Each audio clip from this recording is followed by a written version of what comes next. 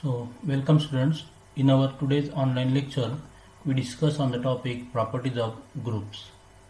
So, properties of groups theorem. If G is group, then identity element of G is unique and every element of G has unique inverse in G. So, in the first one, we have to prove identity element of G is unique. So, for that, let E and E dash be identity elements of G. So here we have to show this identity element is unique. So for that we show both E and E dash are equal. So since here E dash is identity element of G, we have E into E dash is equal to E. Also since E is identity element of G, we have E into E dash is equal to E dash. So since your left hand sides of both these equations are same, so right hand sides are also same. So therefore we get E is equal to E dash. Hence identity element of G is unique. Now in the second part we have to show every element of G has unique inverse in G. So for that let A belongs to G and suppose that B and C are inverses of A in G. So again here we have to show B is equal to C. So since B and C both are inverses of A in G, so therefore they satisfying the property A into B is equal to E, that is identity element, that is equal to B into A, and A into C is also equal to E, that is equal to C into A. Now B is equal to E into B because E is identity element. So but what is value of E? E is nothing but C into A. So this E into B, that is equal to CA into B. By associative law, this is equal to C into AB. But again value of AB is nothing but equal to E. So this is nothing but C into E. But E is identity element, so this is equal to C. Hence we get B is equal to C. Hence A has unique inverse in G. Now next theorem, let G be a group, then A inverse is equal to A for all A belongs to G. That is, here we have to show inverse of that A inverse is equal to A. And in the second one, that is nothing but reversal law for inverse of a product, we have to show A into B bracket inverse is equal to B inverse into A inverse for all AB belongs to G. So prove. So let A belongs to G. So since G is group, inverse exists for that element. So therefore A into A inverse is equal to E, that is equal to A inverse into A. It means that A is inverse of A inverse. So by definition of inverse of an element, A is inverse of A inverse. So therefore A inverse is equal to A for all A belongs to G. Now in the second part we have to show A into B bracket inverse is equal to B inverse into A inverse.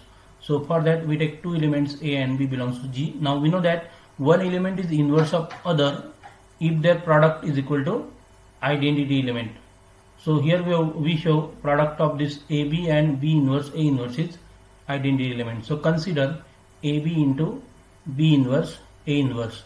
So by associative law this is nothing but equal to A into B inverse into A inverse. But B into B inverse is identity element, so this is equal to A into E into A inverse.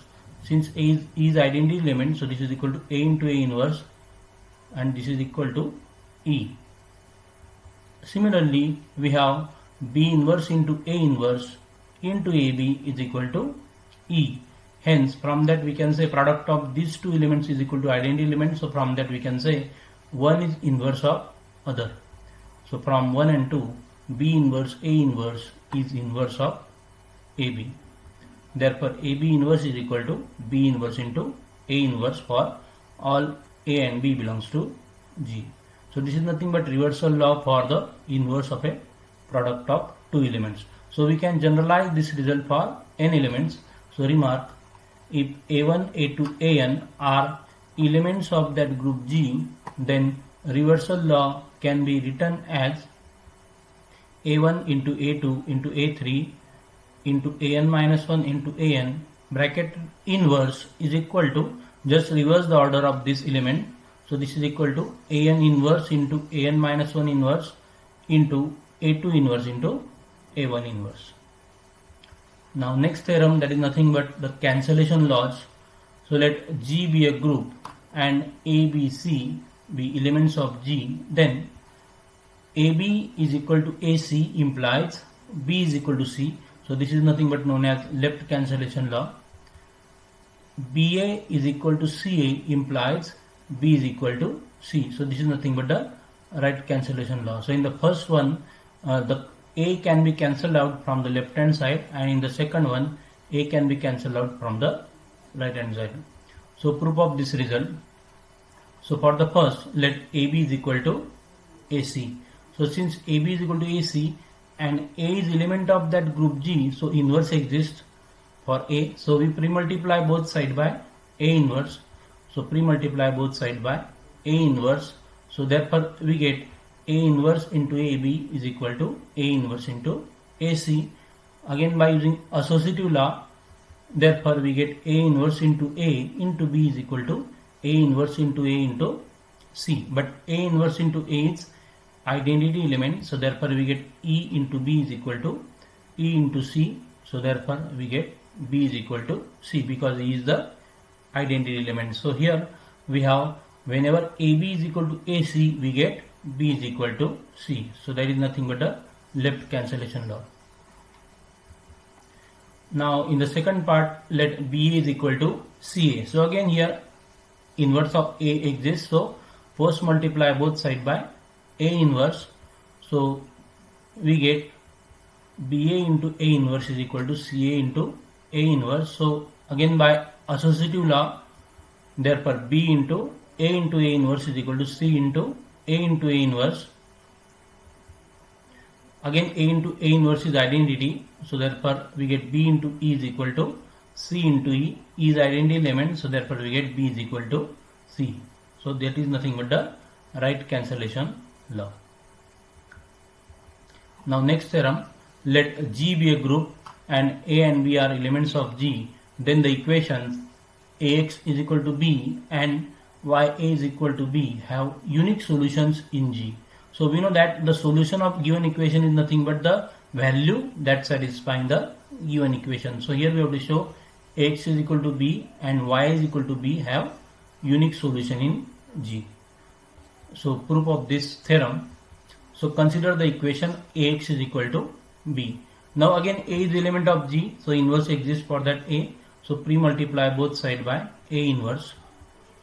So pre-multiply both side by A inverse, we get A inverse into Ax is equal to A inverse into B.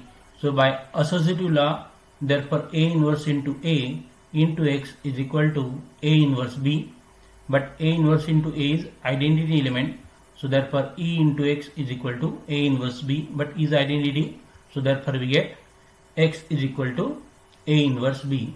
So therefore X is equal to A inverse B is the solution of that equation Ax is equal to B.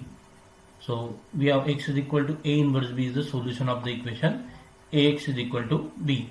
Now we have to show this solution is unique. So for that, for uniqueness, suppose C and D are solutions of that equation Ax is equal to B. So since C and D both are solutions of equation Ax is equal to B, C and D both satisfying this equation.